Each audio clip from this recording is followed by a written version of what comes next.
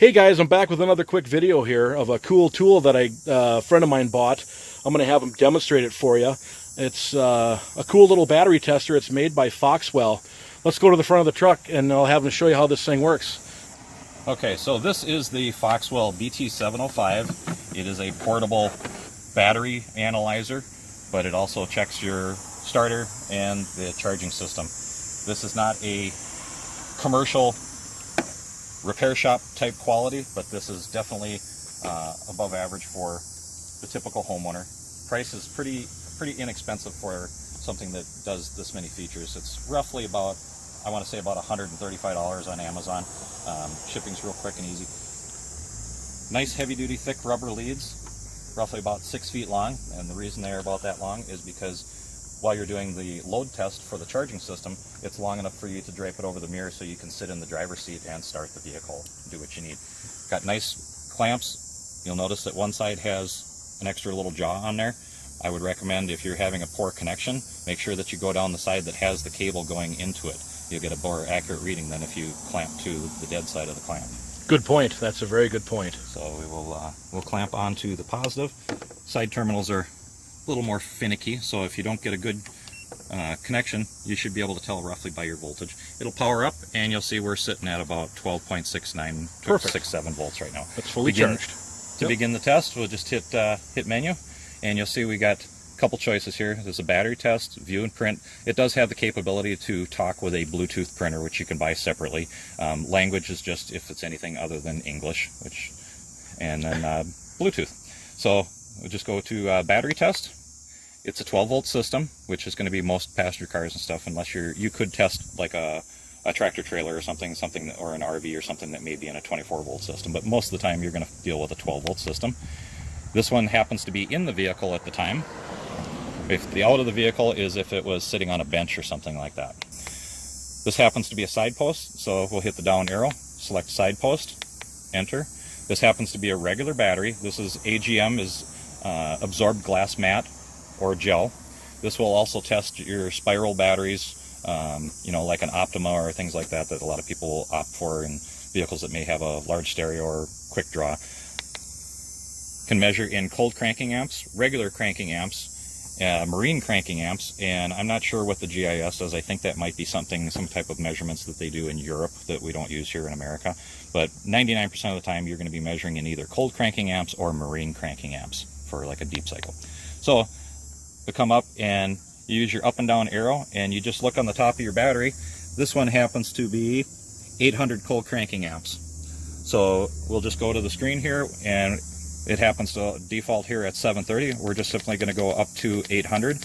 If it is dramatically different, if you just press and hold continuously, it will scroll very quickly, just like doing an alarm clock. We'll hit enter. It's going to start doing a basic test. Now this battery is rated at 800. This battery happens to test out at 763 cold cranking amps. So now it'll say press the enter button to start the starting test. So we'll walk around, we'll drape our nice 6 foot long cord over to the vehicle, and we'll hit the enter button, and it'll getting a glare here. Okay, go ahead. And it'll tell you to start the vehicle.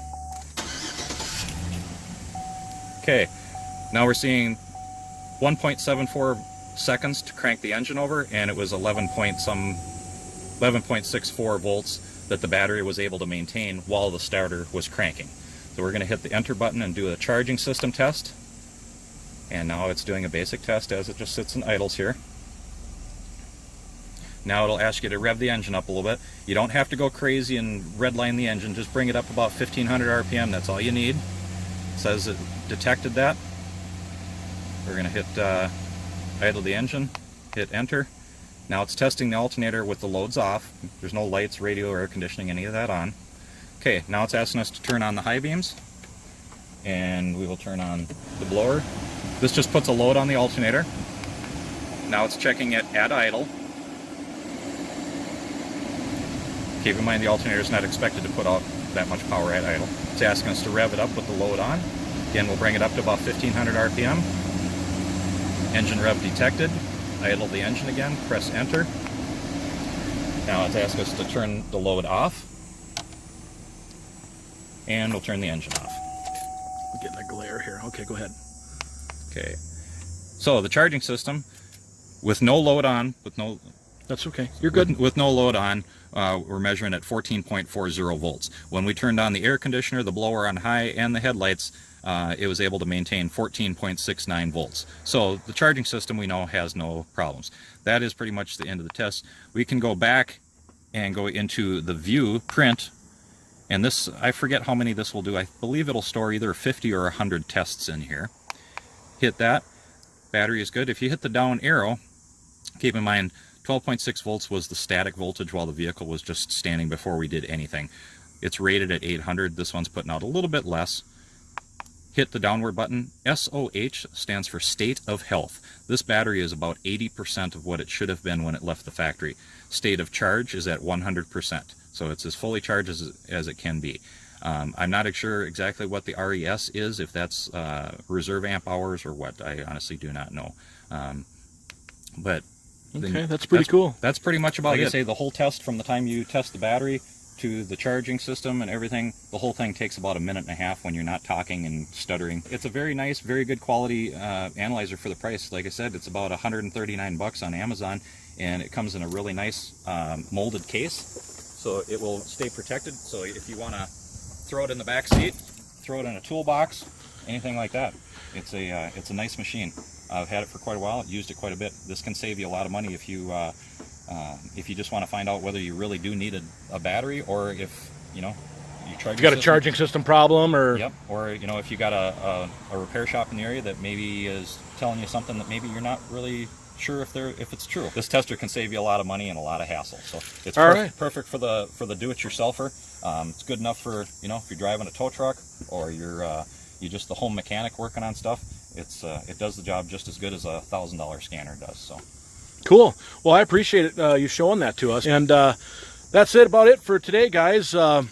Please make sure, if you haven't done so already, make sure you subscribe and like and share the video, and keep watching for more videos to come. Thanks.